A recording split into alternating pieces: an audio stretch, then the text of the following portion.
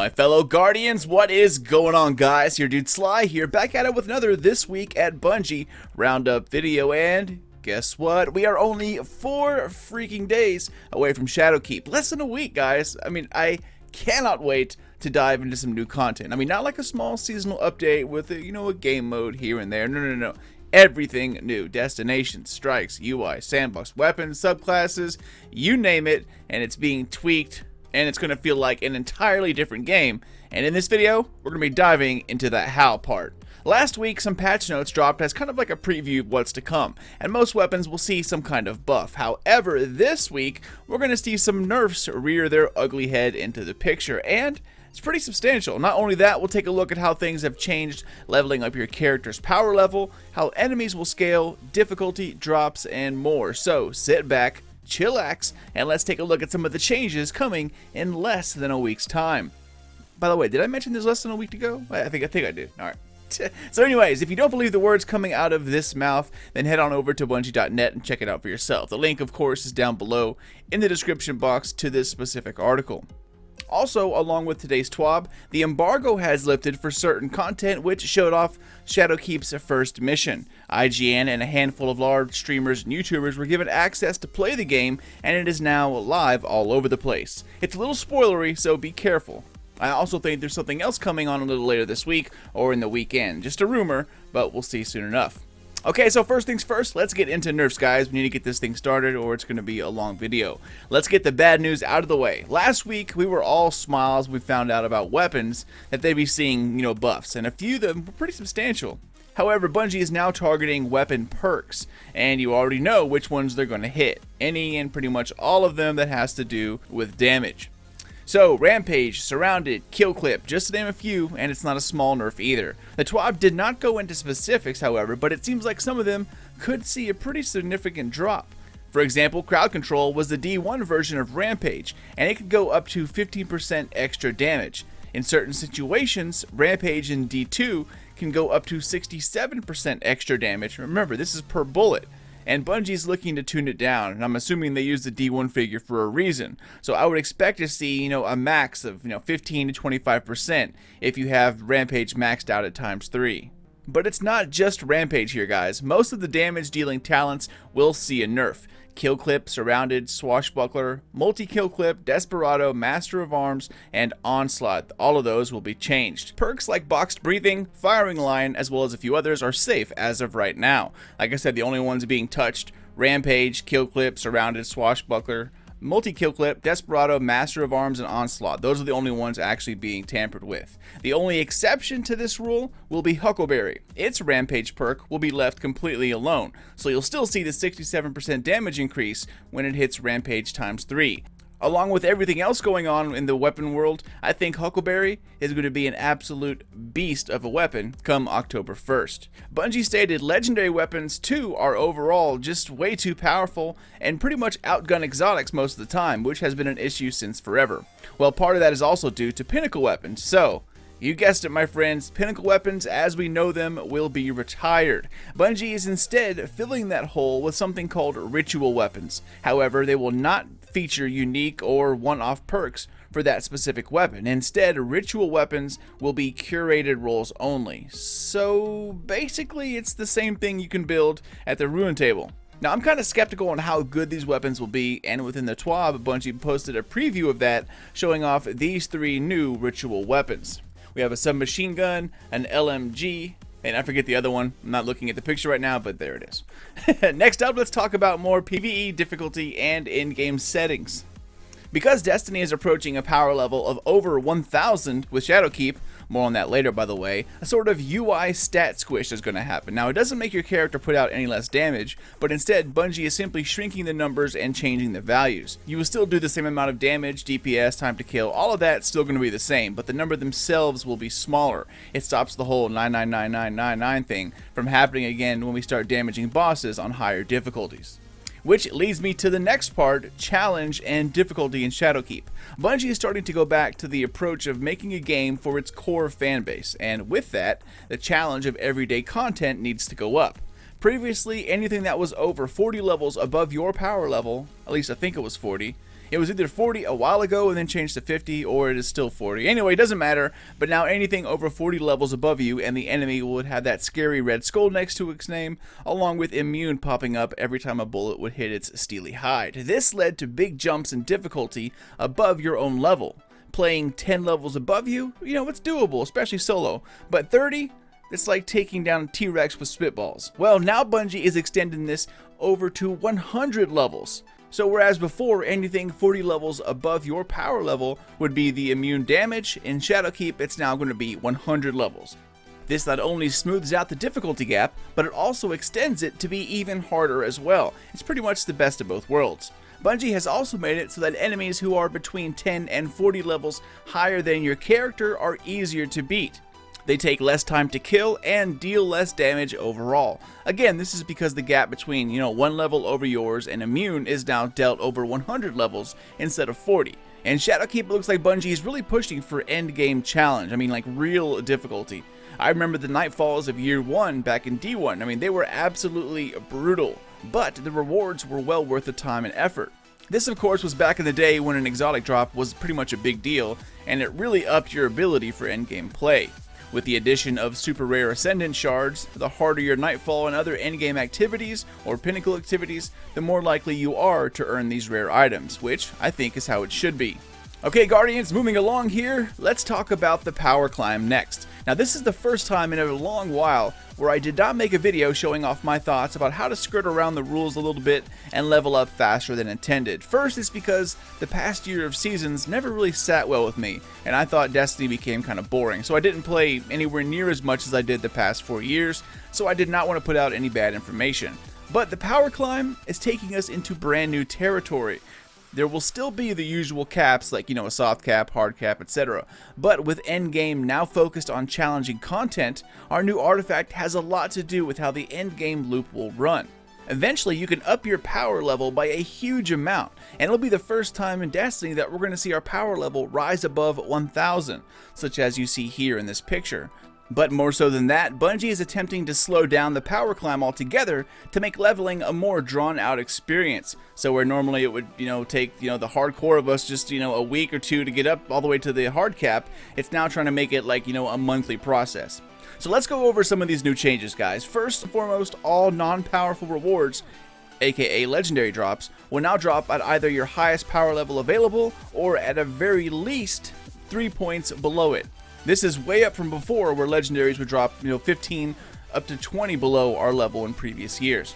Also, running older content that most of us have mastered by now used to be a quick way to power level, but Bungie has replaced all of the older year 2 content with legendary drops instead of powerful rewards. So all year 2 powerful reward sources have swapped over to plain old legendaries. The chance of exotics have also vanished. So if you're thinking about power running some older content, it's no longer going to work. In the new Nightfall, the Ordeal activity, bonus exotic drops from beating it will drop at your character's highest power level available instead of being a source for upping your power level altogether, so that is also kind of disappointing. In Shadowkeep, experience or XP no longer progresses a player's character level. That has been changed to level 50 for all characters in every version of Destiny 2. Instead, XP progresses the Season Pass, Seasonal Artifact mod, and power progressions, as well as unlocking of destinations for new characters. How all that works, we're going to have to wait and see, but that's the gist of it. Next, let's talk about power caps, leveling, and the artifact. The new seasonal artifact is additive, so whatever your bonus power is on your artifact, add that to the hard cap and you'll get your total score. It does not increase the drop level of gear, by the way. That is locked at the hard cap, which we'll talk about now. So the highest possible level you can get by traditional means in Shadowkeep is 960. This is now called the pinnacle cap. The hard cap is set at 950. Soft cap 900, and of course everyone starts out at 750 on October 1st. The hard cap is the highest power level available from non-endgame or pinnacle activity sources. For example, Prime Engrams can get you all the way up to 950. Once you hit that, only Nightfalls, raids, and other select pinnacle activities can increase your level to 960. Once you reach 960, your gear cannot go any higher. It'll be stuck there from here on out. However, you can further gain in power through your seasonal artifact. We'll have to wait for exact details on how that works besides ranking up your artifact with XP, but pretty much you'll see a little bonus thing on the bottom right hand side of your screen when you're looking at your artifact. You take that and add it to 960 to get your total score. But of course your character screen will keep track of that for you. Alright, so moving on here, the last thing in this category to talk about, Prime Engrams. So Prime Engrams have been updated to drop not only more frequently in Shadowkeep, but they are also becoming a primary source when ranking up. Prime Engrams now gain charges more quickly and have a higher maximum drop rate. Prior to Shadowkeep, you could only get 6 primes per day.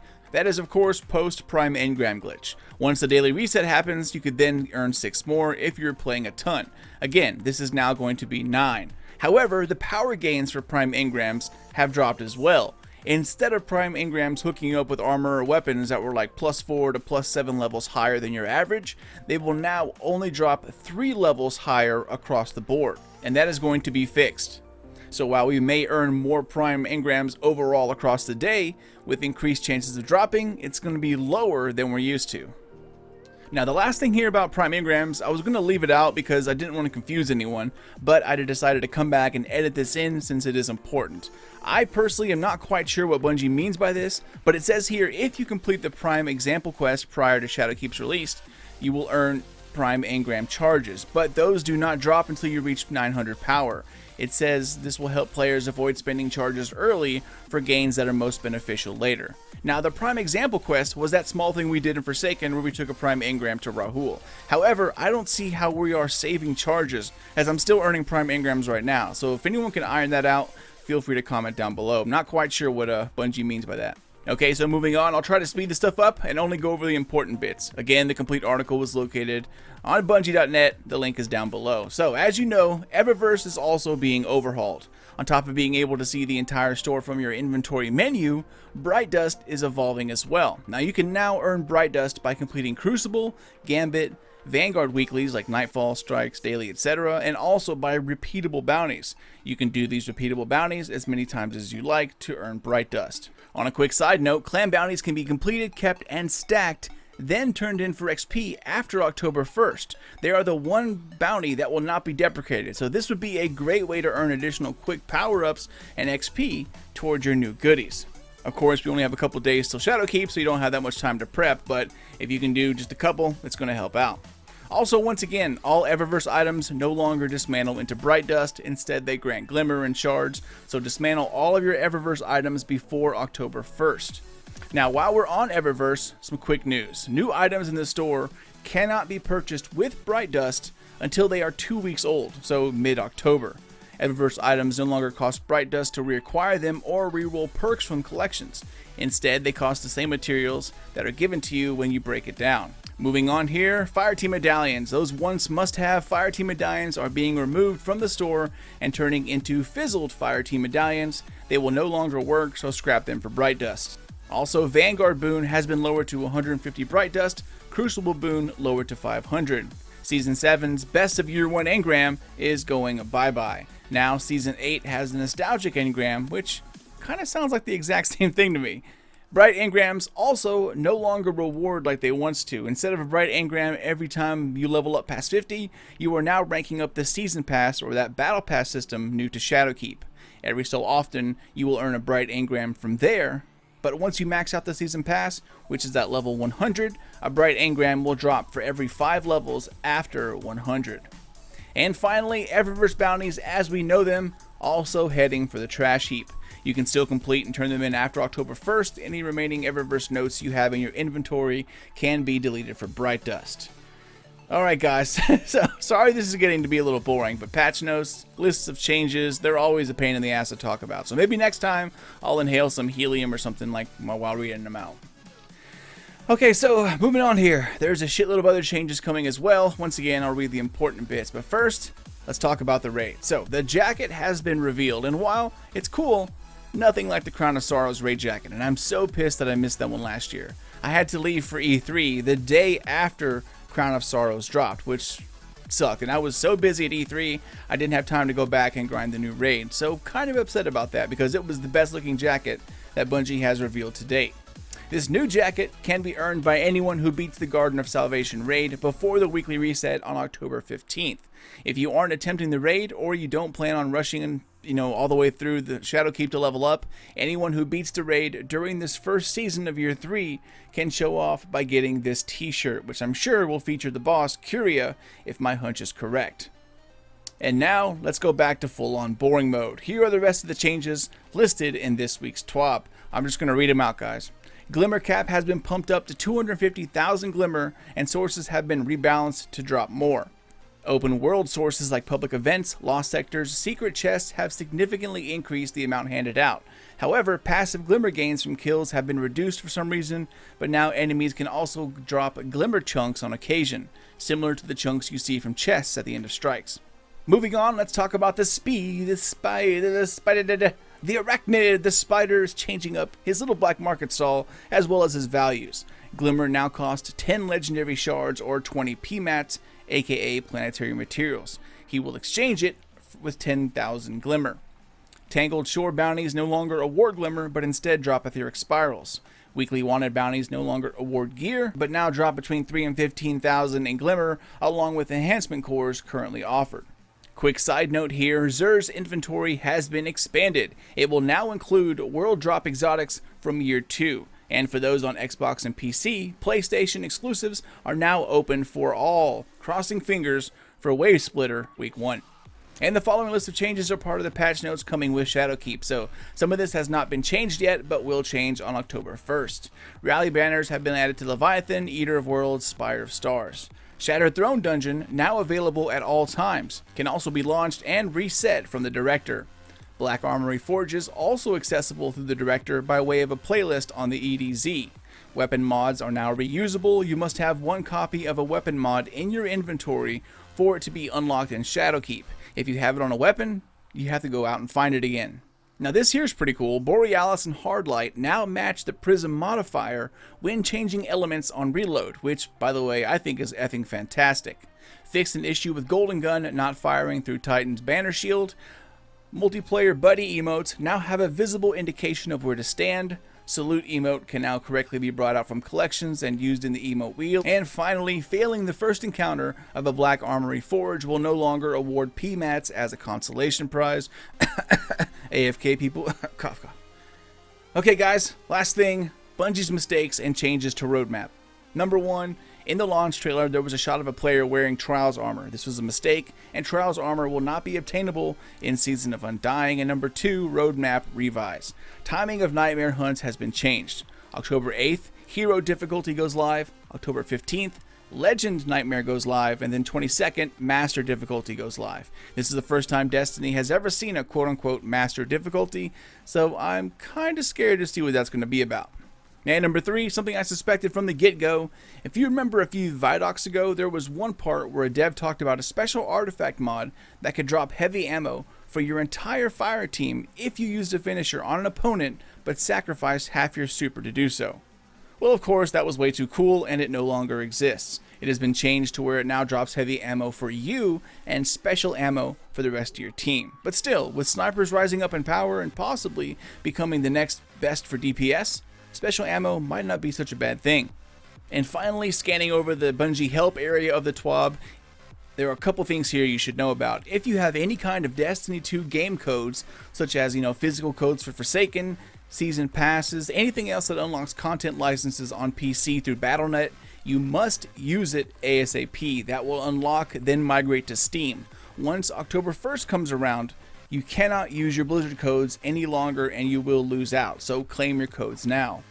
And finally, the Premonition Legendary Pulse Rifle. Next week you will see this pulse rifle in your collections. The sources will say it's found on the moon, but no one will be able to find it. Reason why? It's located in the upcoming dungeon. This listing has like some kind of glitch going on, and there's a fixed later date, but it will be visible on October 1st. And that, my friends, is finally it. Once again, sorry for the long and boring video, but patch notes or changes like this are never entertaining.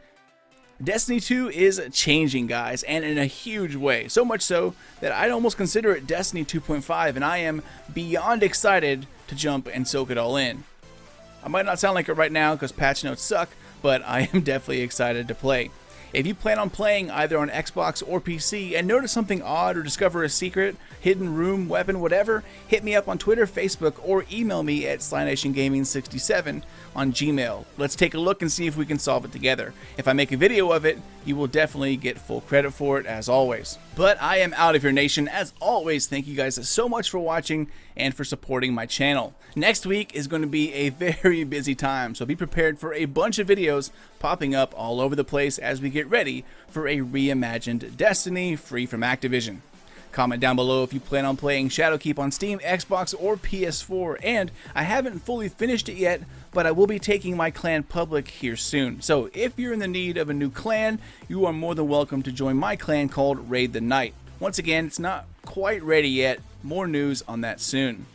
Spank the thumbs up, but only if you semi-enjoyed yourself. And if you're new to my channel, then welcome, my friend. Hope you enjoyed it, and subscribe for more D2, Shadowkeep, Cyberpunk 2077, Anthem, and here soon, Star Wars videos. Keep those eyes open for more videos coming out here soon, but until then, this is your dude Sly, and I will catch you guys next time.